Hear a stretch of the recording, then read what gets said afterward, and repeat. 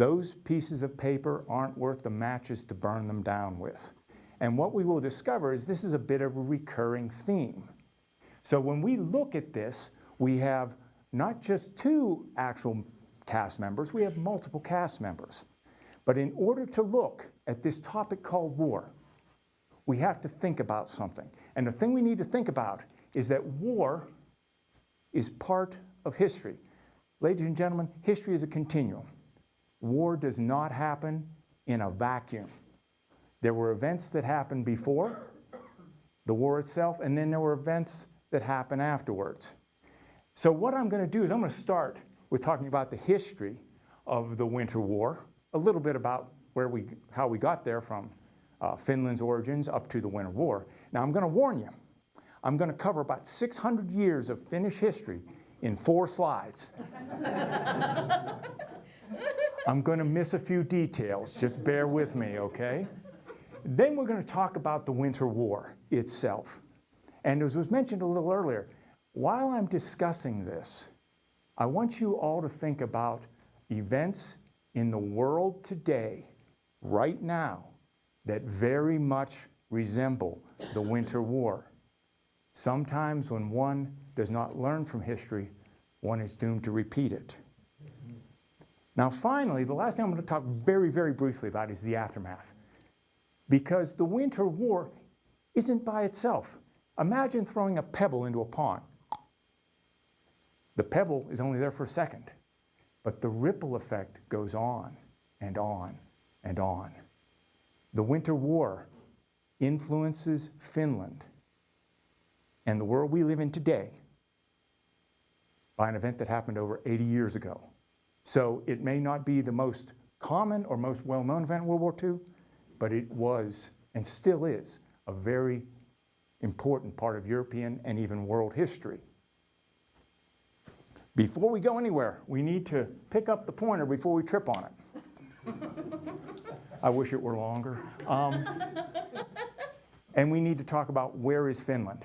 This is very important because what is war? War has 2 aspects. It has power to influence people, and it's about real estate. Okay? So we need to talk about real estate in order to understand the war itself. So this is Finland in green here. God, I feel like my 12th grade geography teacher. And right here is Russia. We're going to learn that Russia always wasn't Russia. And for that very fact, that influenced how Finland came into being as a country. We also have other players in our play today. We have Sweden. Sweden has a great deal of influence on Finland during its period of being sort of the master of how Finland proceeded, but that ran through even today. We also have this little area here called the Baltic States. The Baltic States are Estonia, Latvia, and Lithuania. I'm talking about all of these people, all these countries, because they all affect what I'm about to discuss. We have Poland and Germany, not geographically connected, but we can get there on a boat. We have a country called Finland, the Gulf of Bothnia, the Gulf of Finland. Note that there's a great deal of water surrounding Finland. This creates a certain amount of freedom, autonomy for that country because it is landlocked to by an aggressor to its east. And finally, we have St. Petersburg. St. Petersburg, Petrograd, Leningrad. It had several different names during the 20th century, but note, it was at one time the capital of Russia. Notice how close that it is to Finland. The idea being that Finland is a buffer to Russia. It's all about power and real estate. Are there any questions on this before we go any further? I'm not a speechwriter. I'm a speaker. Please ask me questions. I love to interact with people while I'm up front. I really do. It makes it fun. Yes, ma'am. You didn't mention Norway because it didn't have the effect on Finland, like, of course, Sweden did, but did it have any effect? It did have some effect, ma'am. And I'll be honest with you, I didn't research it real well. I was hoping no one would notice. Okay. No, that's a very fair question. Okay. Norway does have a role to play in this. And basically, because Sweden had neutrality during World War II, part of Germany's projection of power into the Scandinavian countries was through the country of Norway. So that is part of the discussion. But I'm not going to touch on Norway so much, just something to think about. It's an excellent question. We just went the other way. Here we go. When we start out, Finland is real estate. It doesn't have a real autonomy of its own. But then something happens. Two sovereign states, Sweden and the Novgorod Republic, that's the Novgorod Republic right there,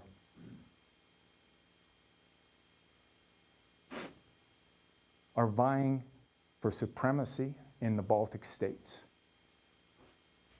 At this time, the beginning of the 14th century, Sweden is more of a predominant, a power in Europe than the Novgorod Republic. The reason I make this distinction is because the Novgorod Republic is somewhat Russia, but not Russia. It is independent. It is a very small northern enclave of Russia. So when the Treaty of Nöteborg is signed in 1323, Sweden has the opportunity to influence a now geographically designated area called Finland. And what we see is Sweden has its approach to dealing with Finland. And that is a bit like treating Finland as a colony. Sweden inserts its traditions. Sweden inserts its governance. Sweden inserts its influence into Finland. And as I said, Finland is treated as a colony. So what we have, I point that out because what we have is this period of time is about 400 to 500 years. That's a lot of time for one country to influence another. Finland doesn't have an autonomy. It doesn't have a capital. Its capital is in Stockholm. Does that remind you of another country that was a colony that one day decided we're going to become free and become our own country? Sound familiar? I know it's on the tip of my tongue. Maybe one of you can remind me at the end of the presentation. Yes, sir. Matt, now, and maybe I'm biased here, but what I recall from that time in history, it was the Vikings. They were, that whole northern area was considered Viking territory. So how did they divide up Sweden, Norway, and Finland? It seemed like they were kind of just, that there were different gangs that were in charge of those places, or how did that evolve? That's a good question. And the way I look at that is I wonder whether when we look at Viking, we're looking at a culture of people who are voyagers, who are conquerors, okay? When I don't want to get into that because I don't understand those intricacies. I'll be very honest with you. What I do understand is at that period of history, there was a monarchy, an organized state of something called Sweden. So whether the paradigms of Sweden were Viking and whether those influences came into Finland, I don't know the answer to that question. I do know that there's a state called Sweden, and for the discussion, I want to stay there. Okay. But I'll do the classic answer. I'll research that and get right back to you. Yes, sir. Wasn't Denmark part of Sweden into that Minnesota? I'm sorry, could you repeat that? Wasn't Denmark part of Sweden at that point? It could have very well been. I don't know the answer to that. I do know that throughout history, Denmark and Sweden exchanged real estate. Oh, yeah. And as we get further into the presentation, we will find out that that comes to bite Sweden in the backside. Okay? Just to clarify, you Yes, sir. said that Finland became as a result of the Treaty of Nöteborg.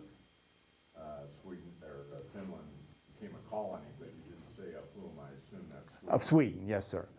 They exercised hegemony over this area called Finland. And I keep calling it, you notice, Bear, I keep calling it area. It's a geographically defined part that is in some way controlled by Sweden and does not have autonomy. And that's really what I want to emphasize. So we continue to go on the wrong way consistently. And what we see right here is Finland has no institutions of its own. It has no self-governance. What happens here is, this sounds all fine and good. You are inserting Swedish influence into the country. But one of the ramifications there is the people in that colony start to identify with each other in one of two ways. You've unified them in their understanding of a commonality of us as something called Finns, but you know what else? Us Finns aren't you. You're not Swedes. So this unity process starts even back in the area, in the time of Sweden influence. A couple events happen that start to change the way Finland will proceed in the future. The first one is the Novgorod Republic falls into the Russian sphere of influence. It basically becomes part of the Duchy of Moscow. So now we have not just the Novgorod Republic, we now have something that is starting to form Russia. That means that the Novgorod Republic is more than it was in the past. The second thing that happens is Sweden begins to fade as a great power. And why that happens is, I've said it before, is that war has to do with real estate. And during its reign as a great power, Sweden made it a policy to acquire real estate from its neighbors. And this comes to the point you said, sir. Denmark, Poland, Norway, and Russia. At a point, nations' reach exceeds their grasp. And this started to happen to Sweden. At one point, these four countries decide that we are not going to tolerate Swedish hegemony in Europe. So what they do is kind of band together.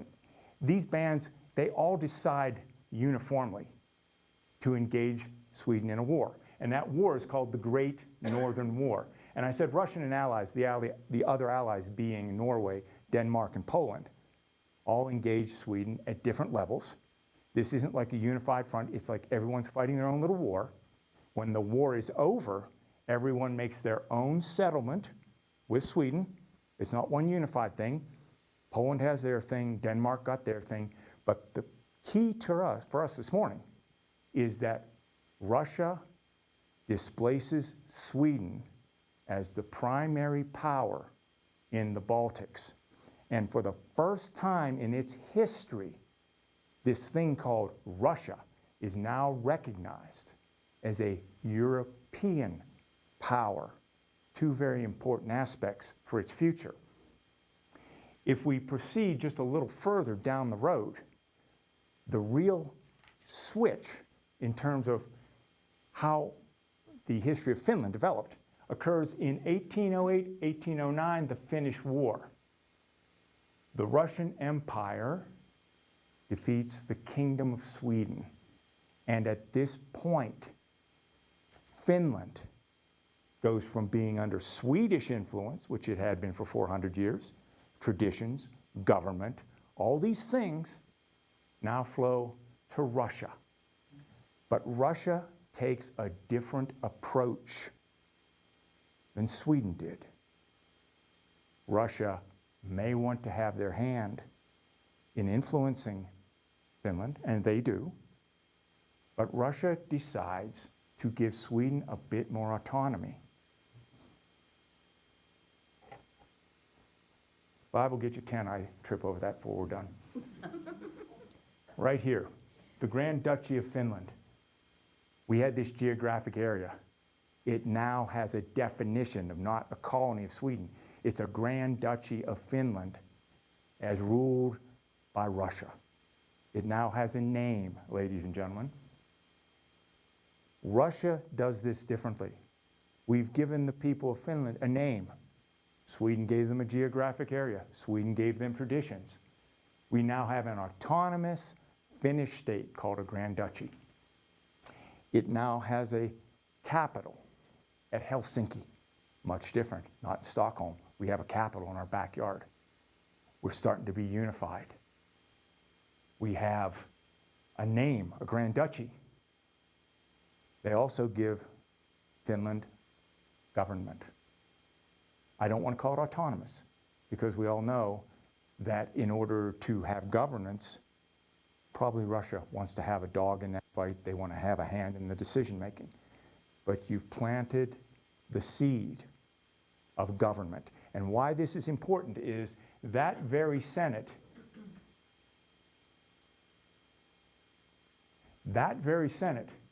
was the predecessor of the Senate that is in place, the governing agencies, the governing bodies that are in place in Finland today. Another pebble in the pond from over 200 years ago, still today. So I have a country that now has a name, has a capital, has geographic distinction, and it has a government. What's the next thing we're going to do? We're going to give you a language that you already have. Throughout history, before this time, Swedish language was predominant in those matters of state. Well, now all of a sudden, the Finnish language starts to come to the forefront, formally as a language of a country that's going to become Finland. Imagine, for hundreds of years before, you spoke in Swedish, but now you could say, bear with me, here we go. Ilmatini ulskeni on taiene ankeriaite. Did I even get close? I didn't think so. Yes, you did. Imagine for centuries you had to say that in Swedish, but you now could say that in Finnish. Does anyone know what that monumental expression is? Not you. Anyone else? Hello? It's, excuse me, it means my hovercraft is full of eels. I found that on the internet, ladies and gentlemen. I didn't make that sentence up. That exists somewhere.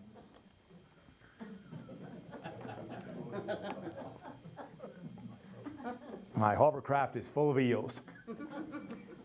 Finnish people waited 500 years to say that in their own language. The final thing that happens is the Conscription Act, Finland's first national army. This is very important because prior to this, Finland was seconded to the Swedish army. There were whole divisions, whole military units that were nothing but Finns who spoke Finnish but fought for Sweden. I talked about the Great Northern War. A lot of the Great Northern War was fought by Finnish soldiers. A lot of the power that flowed from Sweden to the rest of the world was courtesy of people from Finland. Why is this so important, ladies and gentlemen? When I have my own army, I have two things now. I have the ability to defend myself, and I have the ability to project power. I now get to be the person who, I'll tolerate you right now until I don't have to. These are very important points in the establishing of something we call Finland. So you put all these factors together, and the Russians have put something in motion that they can't undo. We talk about government, we talk about institutions, we talk about buildings, but ladies and gentlemen, nations are people. And these people, after having all these changes affected to them, start to develop something called Finnish nationalism. And it's called the Fennoman movement. It transcends the institutions we've just talked about, and it's now the people, the way of life things that come to the forefront. It's culture, it's education, it's ethics, media, it's class. Maybe that's something that was not such a formalized thing in the United States, but the class system was indeed part of the European experience at that period of history. These are the things that make people dangerous, ladies and gentlemen. I can mow you down in war. I can rule you with an iron thumb. But this is human nature. This is the way of people. This is the thing that makes them free and autonomous. Because this is the thing that these people have in common. This scares Russia. Because part of Russia's idea is that we'll give you a little bit, but we still want that buffer state, and Finland near that buffer state. So during this period, the early 20th century, prior to and right up to World War I, the country of Russia tries something called Russification. And Russification is an attempt by Russia to bring what we call sometimes hearts and minds back under the control of Russia and saying, hey guys, Finland, you're getting above your station. You are still ruled by us. This attempt, excuse me, there's two attempts. The second one is interrupted by World War I. And the reason I mention World War I is this right here, the Jaeger movement. This introduces the third member of our play for today, Germany. As I told you before, pacts, agreements, treaties, a lot of times aren't worth the paper they're printed on. Germany has ambitions. Germany has ambitions in Europe. Germany has ambitions towards Russia. So what they do is they invite members of the Finnish army to train in Germany in war tactics, all the things you learn as an officer, and then they form fighting battalions made out of Finnish soldiers who go and fight the Russians during World War I. What an amazing opportunity for a new Finnish army to develop and get experiences for the conflagration to come. A couple things start to happen in the world. Russia, who wants to Russify Finland, starts to have a little bit of difficulty. In 1917, they have two revolutions. The first revolution is in February, and this is the one that is the lesser known by most people of the two, because basically it really doesn't change as much as it wanted to, and it was very short-lived, and it wasn't very stable, but it was famous for one reason. The revolution in Russia in February led to the abdication of Tsar Nicholas II and the end of the Romanov dynasty, which had ruled Russia for several hundred years. The key point is Tsarist rule in Russia ended. They were now going to take a new approach. So the February Revolution led to the October Revolution, and this is the one that's more famous to most of us. This is the one that was basically the keynote to this, was a gentleman named Vladimir Lenin. This was the one where we start to establish something called a Soviet. And I'm curious, I had to look this up. Is anyone familiar with what a Soviet actually is? It's a council. That's what a Soviet is. It's a council, a workers' council, an elected council. That council is what Vladimir Lenin, that process, uses to help a socialist and communist party develop what is called a Soviet Union. But at this point in time, the Soviet Union, Russia, now to become a Soviet Union, is in chaos, utter chaos. Well, one man's chaos is another man's opportunity. Finland looks to their east and says, we have an opportunity to become independent of Russia. We've cast off Sweden, and now we're going to cast off Russia. Russia looks west to Finland, looks at the anarchy that is their country, and they say, we don't have the bandwidth to manage y'all, okay? Okay, they probably didn't use the word bandwidth. They probably used some other word, but y'all get the idea. So basically, the Declaration of Independence by Finland in 1917, December, they're free. They become free in some sense of Russia. So they declare freedom, they declare independence in December. What's the first thing that starts? A civil war in January. Why? Someone just created a power vacuum. Something has to step in to fill that vacuum. Well, there's two primary parties that believe they should be the ruling party or the governing party, the white and the red. And with the talking of the White Guard, I'm going to talk to you about this gentleman very quickly. Carl Gustaf Emil Mannerheim. This man is roughly the George Washington of Finland. Is that a fairly reasonable Yeah. He's an aristocrat. He was a general in the Russian army. He was in command of the defenses of the White Civil Guard. And when we speak of the Winter War, he will be the commander of forces during the Winter War. Now, at this point, there's some of you thinking, when is he going to talk about the Winter War? That's okay, this is so interesting, we like it. Thank you. Thank you. Thank you very much. Ladies and gentlemen, I'm already talking about the Winter War. It doesn't happen in a vacuum. So, to make a long story short, the White Civil Guard is led by General Field Marshal Mannerheim, and it composes of Swedish components that came into power under Swedish rule and the Germans. Who do you think supported the Red Guard? Yeah. Russia, or the now forming Soviet Union. Who do you think came out on top?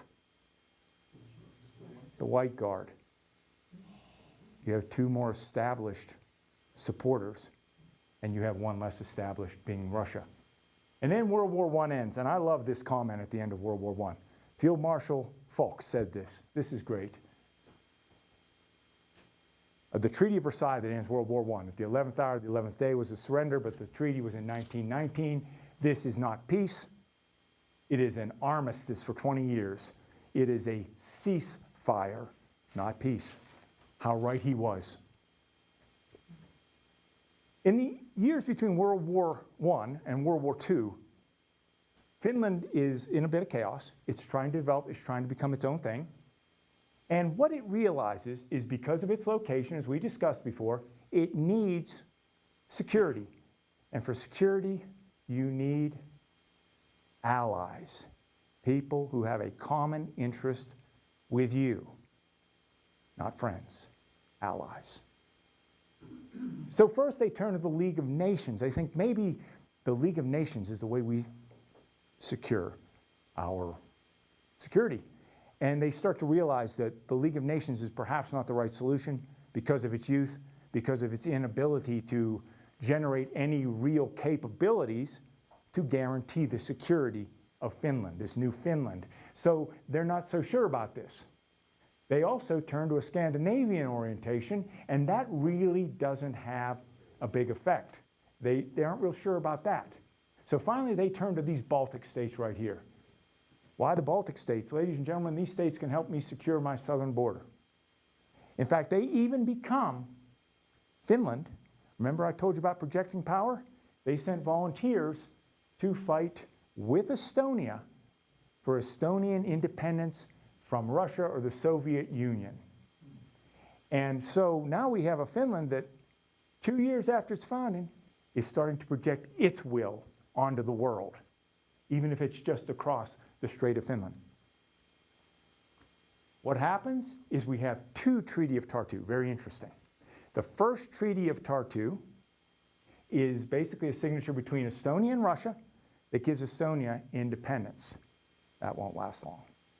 The second Treaty of Tartu establishes an agreed upon geographic border between Russia and Finland.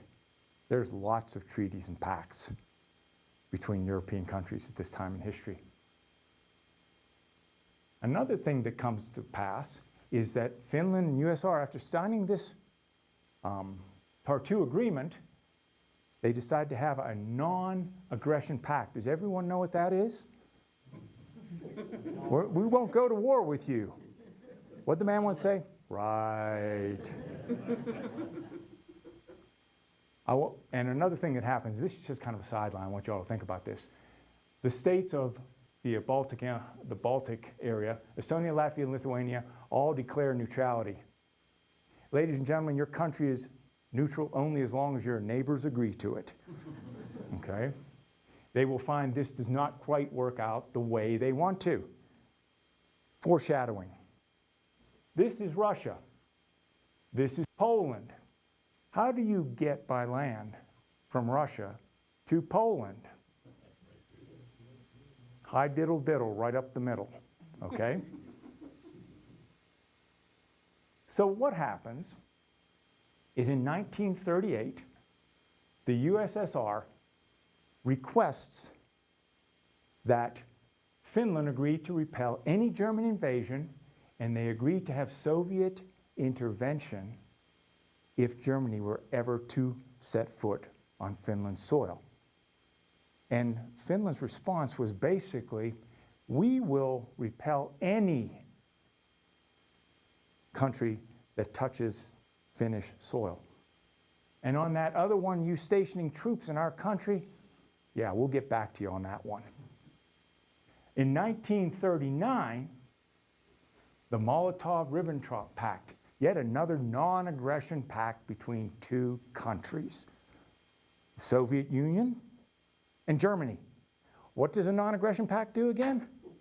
Nothing. We're not going to fight, we're not going to go to war with each other. Right. Okay. So we have a situation where basically once Finland has rebuffed the Soviet Union, we have a situation where the Soviet Union and Germany have a not going to fight with each other today pact. And what happens? The onset of World War I. What event is that? Germany invades Poland from the west. The Soviet Union invades Poland from the east. Let's think about it. This took about 35 days, roughly, give or take, for Poland to succumb. Germany just has to walk across the border. Where does Russia have to go? Right through the middle of these neutral Baltic states. So neutrality is a great theoretical concept. So basically in about 35 days, the Soviet Union and Germany wrapped Poland up. So what's the Soviet Union thinking? Poland's not that difficult. Let's have a go with Finland. And in 1939, the Soviets and Finland meet once again, and the Soviets make this offer. We will trade land. We will trade this Rybaki Peninsula, these islands down here, these islands here, the Karelian Isthmus, and the Hanko Peninsula right here. And in exchange, we'll give you Karelia and Sala, okay? The problem we have here is this. Looks like a good deal. We're going to get some real estate, Finland. No. Finland realizes that if they agree to this deal, they will have no way to defend themselves in the event that the Soviet Union were to decide to attack Finland. We can't accept this deal. Finland relays that to the Soviet Union, gets on the airplane, jets back to Helsinki, thinking we're going to negotiate some more. Well, unfortunately, Joseph Stalin has a different plan. He said, we're done with this negotiation nonsense. The time of negotiating is done. The time of action is upon us.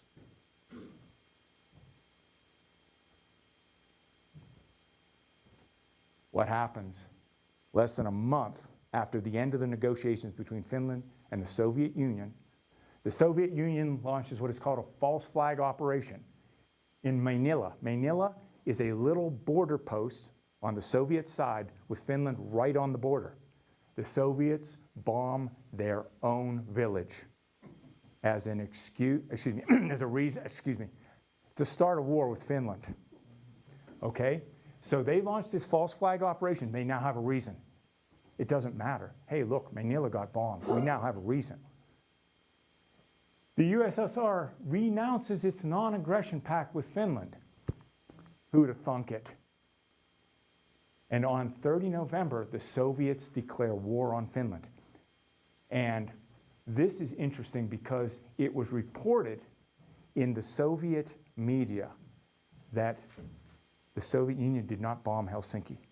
They were dropping food packages on the starving Finns.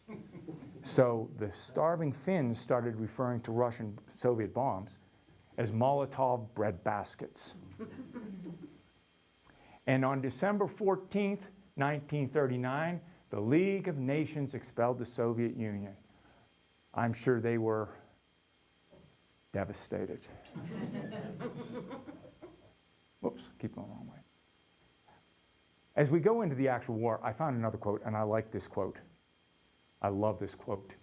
When you invade a man's homeland, he has everything to lose. So in resisting you, he has nothing to lose. Think about that for just a minute. This is the theme of how Finland will fight with the Soviet Union. You are in my backyard now. I have everything to lose.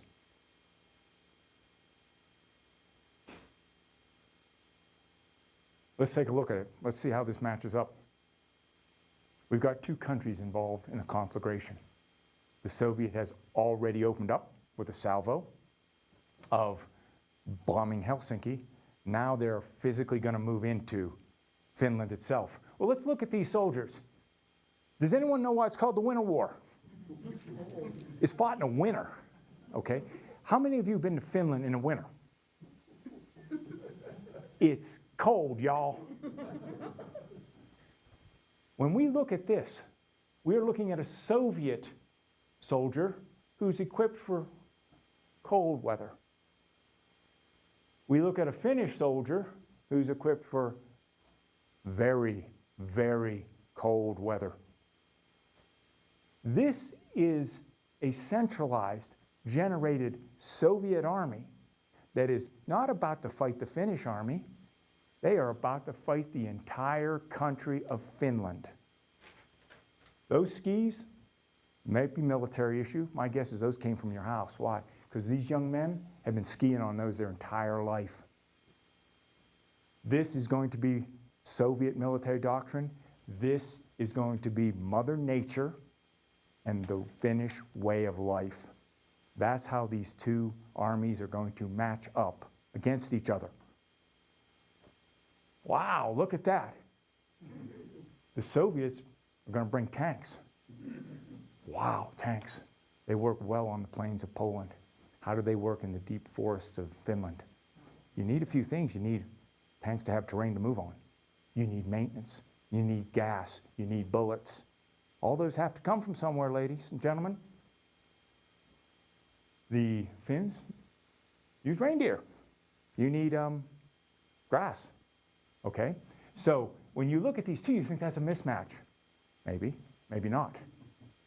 What we're trying to do is develop a thing here where we have two different armies fighting in a very different way. Very different way.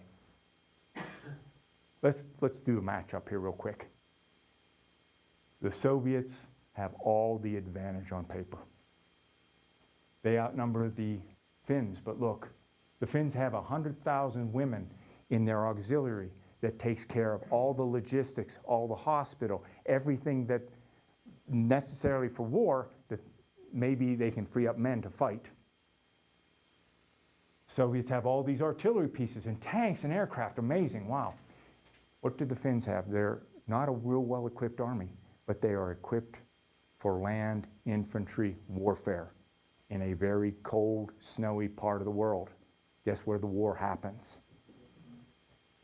Organized. Interesting concept. This is a centralized army, just like the United States Army, people from all over. The Finns are organized geographically, oftentimes like the United States was during the Civil War. So basically, you weren't fighting a centralized army. You were fighting an army that was established from the troops in Broomfield, Westminster, Denver, and Arvada. Okay? That has an advantage because you have a great deal of cohesion. But what's the disadvantage? When you lose, all the men in the village are dead. So there are advantage and disadvantage. You have this large Soviet army that has to get beans and bullets from somewhere. By the way, how long did I say that war in Poland took? 30 days? Do you know how long the Soviets thought this was going to take? 14 days. Guess how many beans and peanut butter and jelly sandwiches they bought? Okay, they're extended along a long front with not much logistic support. So all of a sudden, this whole thing starts to not be as advantageous as you think. So how are the Soviets going to attack Finland? Well, the original plan was to attack right down here in this little narrow area called the Karelian Peninsula. But at some point it was decided that isn't sexy. Look at how Germany fights. We're going to attack Finland along its entire 600-mile border. And we will focus on this area and this area, because those are two of the key battles, or two of the key areas of engagement. And how are they going to fight? They're going to fight like a traditional armored industrialized army. They're going to attack everywhere on a wide front. They anticipate a quick victory. Don't worry, folks, we're not going to need many bullets. It's going to be quick. Little did they know. We're going to focus on superior mobility. Well, that's good if you have the terrain. They may discover that this is not the case in Finland. Finland is different. We're going to use armor engagement. Not if you can't get the tanks to the fight, you're not. And we're going to use air power, which is my background is interesting. Air power is great in the field. It's hard to bomb troops that are in the woods. I keep saying in the woods because the Finns own the woods, and that's very important. How are the Finns going to fight? Very important. Alone on the international front. This was their League of Nations problems, thoughts and prayers. There were volunteers from other countries, but mainly Finland fought this war alone. And they fought asymmetrically. And if the military people in the room know, the United States military has whole volumes of asymmetric warfare. But it's a very simple concept. Asymmetrically, when I am outmanned by my opponent, I am going to fight where I want, when I want, and how I want. That's what asymmetric warfare. If Matt Ake has to go box the world's boxing champion, I am not going to get in the ring and box with him. I am going to hit him with a skillet in the locker room before he even steps out of the room. I chose where I was going to fight, when I was going to fight, and how I was going to fight. That is asymmetric warfare, and that, in a nutshell, is what Finland does. They have hit-and-run tactics. They know they're not going to play smash-mouth war with the Russian army, but the Soviet army. That's what the Soviets want. That's not going to happen. They can't win that war. They can't box with that opponent. So they have this little tactic called Moti tactics, classic guerrilla tactic. We are not going to attack the body of the Soviet army. We are going to break it into divisible chunks and destroy it one section at a time. I'm not going to fight everybody in a room at once. I'm going to do it one person at a time. That's the only way they think they can achieve any kind of sustainable operation against the Soviets. And they also use the terrain. And we'll talk a little bit more about the terrain. And oh, by the way, the weather is unpleasant if I didn't say so in the winter in Finland. It's cold and snowy. This is one of the key things, the Mannerheim line. Now, how many of y'all have ever heard the Maginot line, right? In France, the Maginot line, mechanized, guns, armor, cement. That's not this. The Mannerheim line is basically dirt revetments, sticks, poles, barbed wire. We are going to slow the Soviets down, and we are going to trade terrain for time. That's the entire purpose. This is rocks sticking out of the ground to stop tanks, stopping people with barbed wire, using small arms fire to contain the Soviets. This is a tank killing field. One of the things is Finland doesn't have any anti-tank weapons, but they have an idea. Maybe you've heard of this. You take a bottle and you fill it with a flammable liquid, and then you shove a rag in the top of it and you light it on fire, and you throw it against a tank and you burn it to the ground. Called a Molotov cocktail, ladies and gentlemen. The Finnish people got a lot of mileage out of that man's last name.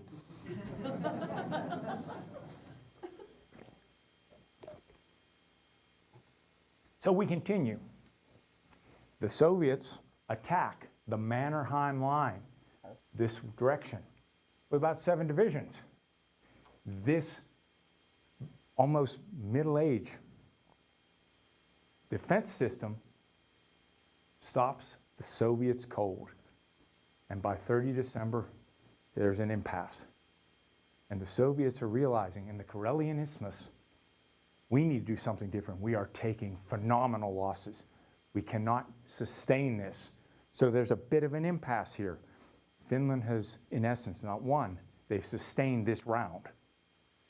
So that's one of the primary areas that influences the way the Soviets are going to proceed. This is the second one. The Battle of Suomussalmi.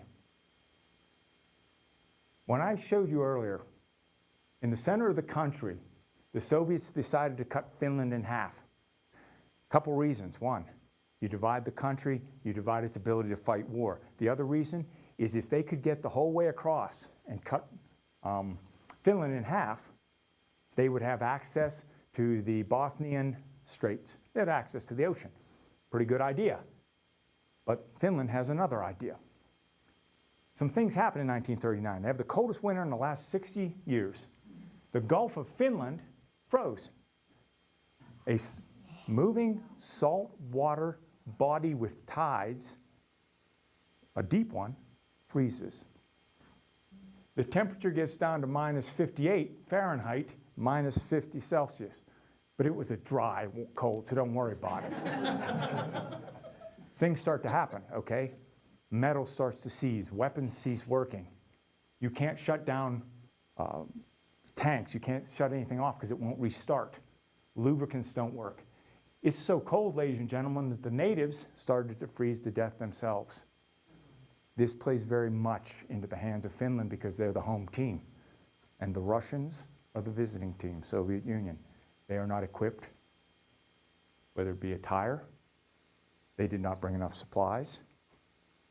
And the Finns are going to, in essence, try to eradicate the Soviets using those tactics, those Moti tactics. What is this thing? This is a road. That's what that road looked like in 1939. The Finns own this. They'll let the Soviets have that. Now, I'm not an infantry tactician, but if I can attack out of the woods, it seems to me I don't need to attack all of you. I just need to divide you. And that's what I'm going to do. I'm not going to attack the entire army. Well, here's a problem with the road. If the guys 10 miles up the road are being attacked, what can the guys in the back do for them? Nothing. This is what the people of Finland are counting on. And you have a question, ma'am. Yes? Why the rush from the Soviet Union to start this war in winter? Why not wait a couple of months until spring? I would speculate, okay, that Soviet Union had a different plan. And I said it a little bit earlier, I really believe, in my mind, they thought they were just going to roll right through Finland. They really did.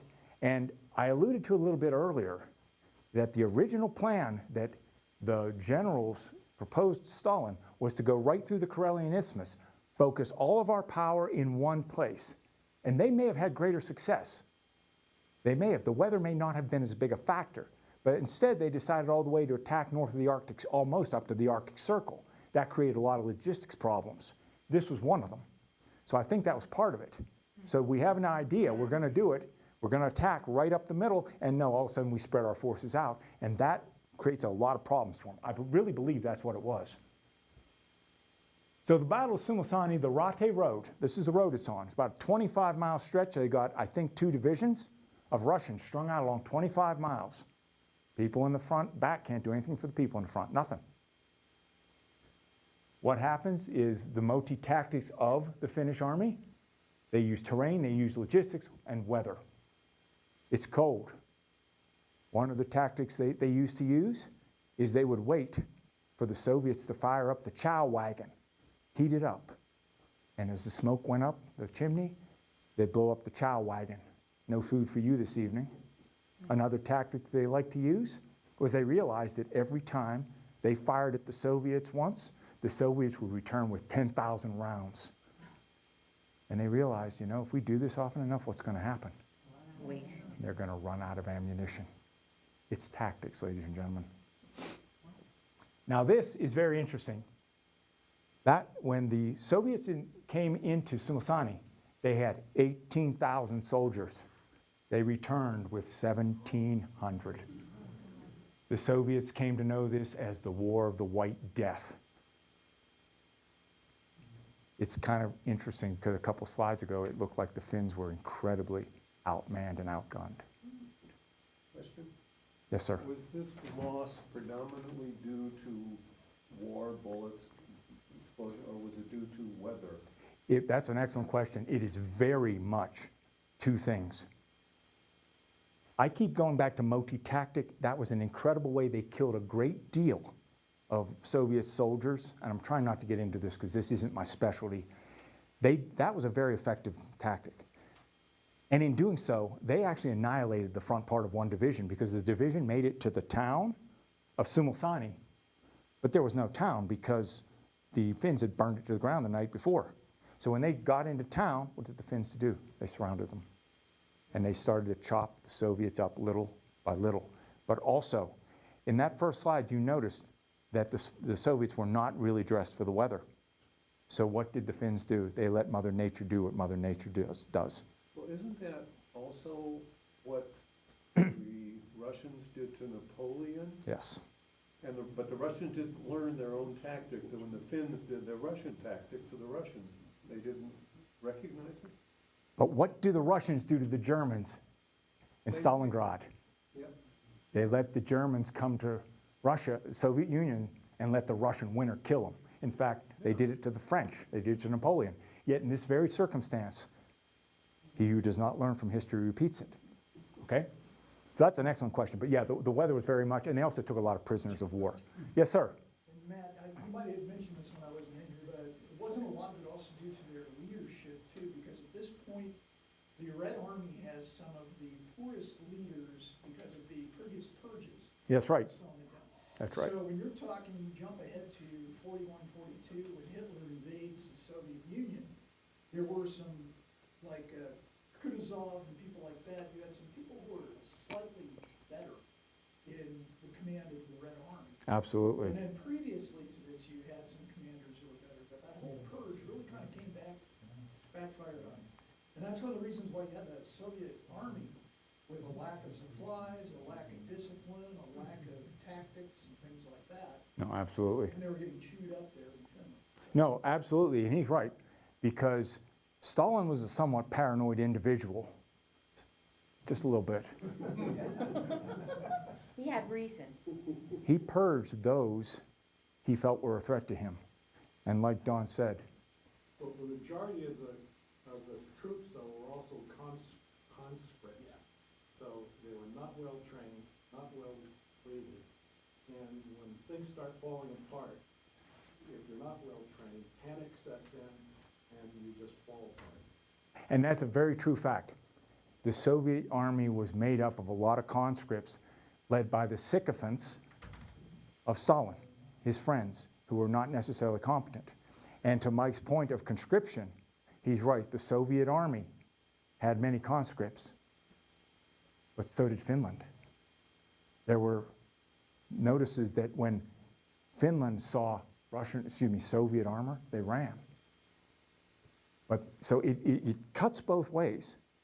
But Finland had a greater opportunity, a greater time to train these soldiers, so they became more stable, because there's a lot of other problems.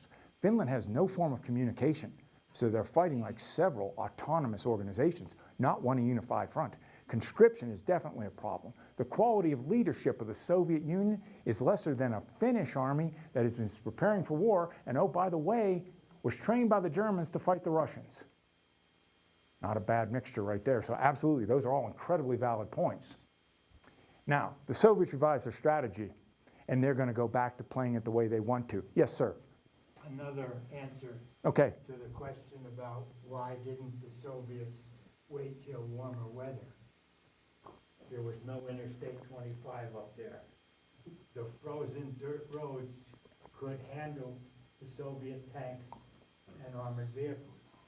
Once they turned to mud in warmer weather, what the Germans learned, their armor would bog down. Okay. And you know, his point is incredibly relevant. That's an excellent point to raise. But to your question again, by attacking in the winter, they held that advantage. They wanted to get through Finland, because he's right, Finland is a taiga. it's permafrost, it's swamp, and it's trees. If they wait till May, it's mud. That's a problem. Thank you very much. That's an excellent point. Thank you, sir. Yes, sir. There's a book out, and I can't remember the name of it, but I read it a long Yep. time ago, about the women in Finland. They had special units for women that were trained as sharpshooters, and they could pick off soldiers from vast amounts. And with these two units that they talk about is written down. Okay. That they would take the head off the tiger by getting the people in the front, and then they would go around and they'd get the people in the back. And you're right, and that's an incredibly important facet of the way the Finns fought. Right. We're going to hit, we're going to run. In fact, I can't remember his name, I wish I'd have included, one of the world's most famous snipers is from Finland. And he doesn't have like 20 kills, he has like 500 kills. It wasn't like in one of these movies. This was his daily job, okay? And those units were just like that. Snipering wasn't a special thing, it was a thing. And it was necessary under these circumstances. So that's an excellent point. So they had female units that did this as well. Yeah, they did, and they were, I mean, even nowadays, Okay, Finland is one of the top countries in the world for sharpshooter women. okay. Women. I mean, every woman grew up with a gun. I don't know if I should be afraid of that statement or not. Okay, no, that's an excellent point. And For your life, yeah. when you're fighting for your life, the Soviet Union is fighting Finland, its people. It's fighting Finland, its weather and terrain. They're up against more than they bit off. They bit off more than they can chew. So the Soviets decide we're done playing with Finland. We're going to win the war the way we know how. We're bigger, and we have more men we can expend. So let's just make this concept a little simpler. And they put a man named Semyon Timoshenko in charge of hopefully the conquest of Finland. He has a different approach. Let's see how he's going to do it. By making a succession of direct attacks, we shall compel Finland to lose blood. In other words, to lose something they have less of to lose than we do. We're going to hope that they run out of ammunition before we run out of soldiers. Of course, we will have enormous losses, but even if we lose more men than the enemy, you need to view this dispassionately. I don't know about you, but I'd have gone to Canada if I was Russian at this point. Being a Russian infantry soldier may not have been in your best interest at this point in history, because this isn't just a one-time thing. This is a recurring theme in Soviet warfare. Or Ukraine even now. In the Ukraine even now. Is there any familiarity between that and this? Okay, so let's get to the end game.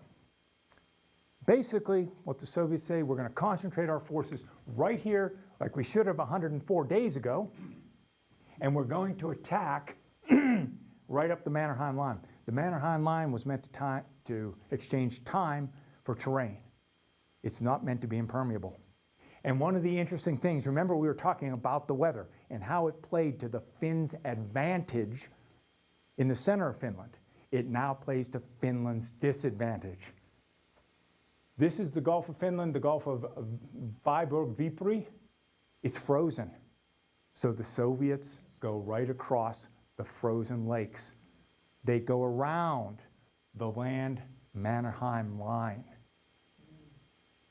They use the weather to their advantage now. How do the Finns respond?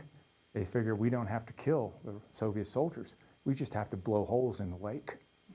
That's how they respond. So they shoot the lake. It becomes impassable. It kills many Soviet soldiers, destroys equipment. What's the Soviet response? Send more men, send more equipment. That's their response. And eventually, though, the key to this, and we'll make this brief, is that the Soviets overcome the Mannerheim line and start to roll up the Finnish army. Now, General Mannerheim understands they have a problem now. He understands a very fundamental concept. The fight is over for now. we will live to fight another day. So he withdraws his army, and in essence, this tactic carries the day for the Soviets. Why would he do that? Why would he not fight to the bitter end? Anyone? You didn't have enough men. He didn't, well, pretty soon he wasn't going to have enough men. He doesn't have any leverage. As long as I have an army, I have leverage when I negotiate with you. Because even if it's not a big army, it's still something you're going to have to deal with. Okay? He knows this. And he also knows, spoiler alert, we will live to fight another day. So what does Mannerheim do? He counsels the government to surrender, to leverage for peace with the Soviet Union. And some things come from that. Finland pays a price. The Moscow Peace Treaty ends this conflagration. Finland cedes more ground during this peace treaty than it would have had it not fought the Russians. This is a worse case. This is worse than what they were offered. But what did they get out of it? Respect. What's that? Respect. Respect. World respect. What did the Soviets not get out of it? World respect. All of a sudden, Germany is looking at the Soviet Union and they're thinking, this is a very large, very ungainly, very conquerable army. So that's something that comes out of it. It allows passage rights to Norway. These are all other issues that come about from the Moscow Peace Treaty. But basically, the Moscow Peace Treaty... Go back. Whoops. What's the Hanko? Okay, the Hanko Peninsula. What this is right here, Bear, this is something that the Soviet Union wanted as a naval facility, okay? And what happened was initially, when they got that by the Moscow Peace Treaty, the Soviets could access that from the water, but later on, in 1940, they managed to negotiate the right to cross Finland to get to the Hanko Peninsula. So they could access it from water, and then they could access it from land. But there's one enormous victory that comes by Finland resisting. Finland is not occupied by the Soviet Union. Big mistake by the Soviets. This is the wrap-up, the aftermath. This is how the pebble makes all the waves in the ocean. What does Finland do? Finland is in essence defeated. We don't want to think Finland came through this unscarred. They were heavily scarred. They were heavily defeated. They had to rebuild. So they turned to Nazi Germany. And Nazi Germany was more than willing to accommodate them because Nazi Germany has a thing it wants to do with Russia later on. And so at the end of the war, which side loses? Nazi Germany. So which side is associated with that loss? Finland. Okay? Basically, when the war ended, excuse me, let me back up a little bit. I want to talk a little bit about this thing right here, the continuation war. I've been alluding to it a little bit. The continuation war is what resulted from the Winter War. Now, Finland not being occupied, having German assistance, whether that be armor, troops, food, now goes on the offensive against Russia, Soviet Union. They invade the Soviet Union. They move beyond the point of the land they lost during the Moscow Treaty. They move beyond that point and they establish a stalemate with the Soviet Union. This is problematic because they may not be fighting, but the Soviets still have the enemy in their backyard. So basically what happens is the continuation war, the end of such, ultimately the Soviet Union is declared victorious, and now Finland has to pay the price of being on the side of the Nazis. And part of that is they pay war reparations to the Soviet Union as part of the end of the continuation war. And I don't want to get into this because this is a lecture for another day. And a new war starts. The Soviets said, great, you're surrendering. Kick out the Germans. And Germans are like, well, you know. So what happens? The Finns get into a war with Germany to get the Germans who are in the country assisting them out of the country. So how does this manifest itself today?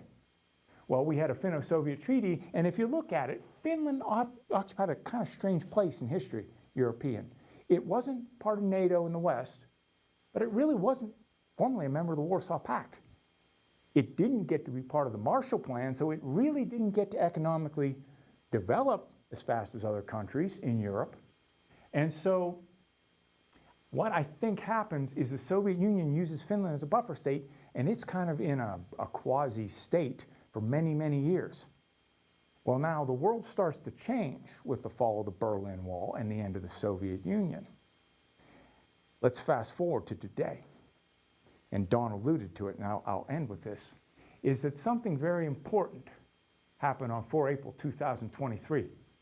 Why is this date important to Finland? They became a member of NATO. The wars with Sweden. What's that? Along with the Swedes. Along with the Swedes. They become a nation, they become a member of NATO. And why did they want to become part of NATO? The reality is because he who does not learn from history is doomed to repeat it. And with that, I conclude, ladies and gentlemen, thank you very much. I had a great time.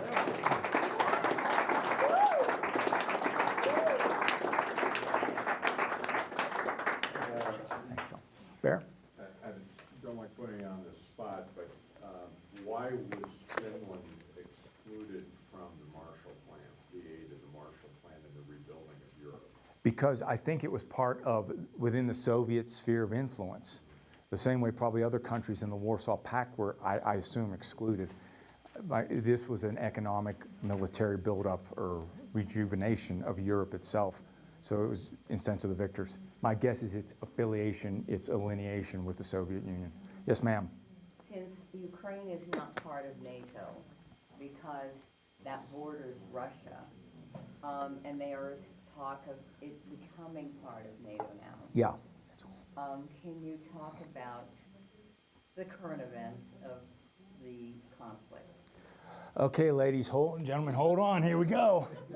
No, let's think about that. Let's think about that. That's a very serious question. The Ukraine is not part of NATO. That's correct. Become part of NATO? Ladies and gentlemen, the cows have already bolted. There's no reason to close the barn door at this point. There's not a real influence to do that. But you have to remember that the seeds of the Ukraine war started in 2014, 2015, when Vladimir Putin and Russia moved into the Crimea. Okay, this is the second step. And this is where we parallel the Winter War. Because what did Europe do? What did NATO do? Nothing. So Vladimir Putin decided he was going to have some ambition. He's laid the groundwork with, I see how they're going to react. And so what happens when they invade, the Ukraine knows this is coming. The second that happens, I believe the Ukraine starts to get ready, just like Finland did, for the war to come. They didn't know where, it wasn't an if, it was a when question. That's what I speculate is the response to that. And once again, Russia has run into an opponent. You've gone into their backyard. They have nothing to lose. They have to fight to the end. But they also, I think, also need additional support from Europe, from NATO, from the United States to help them extend the period. And on a very personal observation, I'll give you a little something. I was over in Bulgaria less than 6 months ago, and our joke about where I was stationed is 7 minutes by a cruise missile from the front.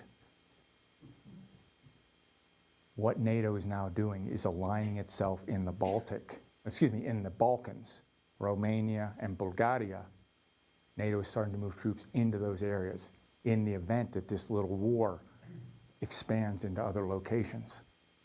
And it's going to, in my opinion, have to be a European war.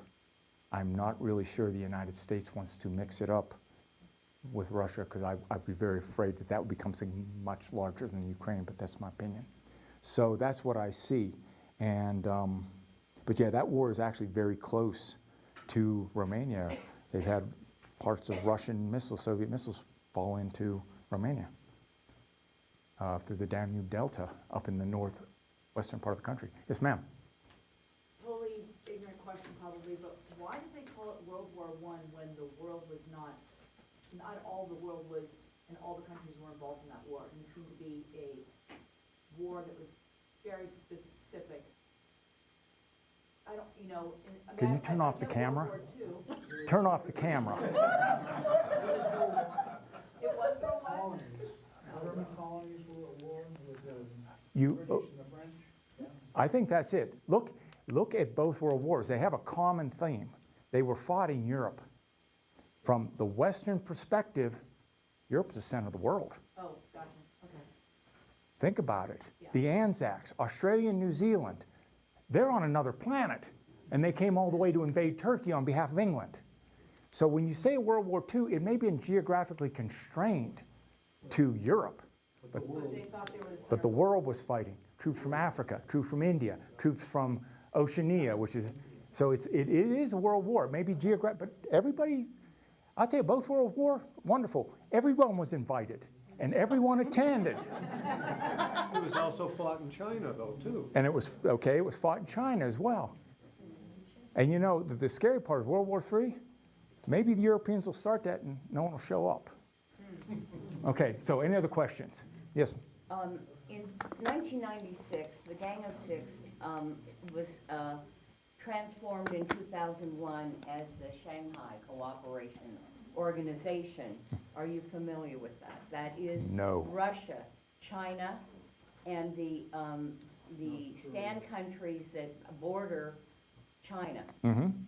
They work with Iran, and they have joint military exercises for over 20 years now, way over 20. So anyway, I just think that that's also a factor in current events. The Shanghai Cooperation Organization, known as the SCO. Oh, I think a lot of countries have hegemony, dreams of hegemony. China is one of them. Russia is one of them. The United States is one of them. Countries always have those ambitions, man. And that's real loud, and they form alliances to meet their objectives. And that's all I can really say on that, I think. So, is there anything else? Oh, hallelujah. Ladies and gentlemen, thank you very much. So folks, real quick, just like to remind you on the 24th, that this is a subject, a topic that fascinates you, because I found Matt's talk very educational. We will have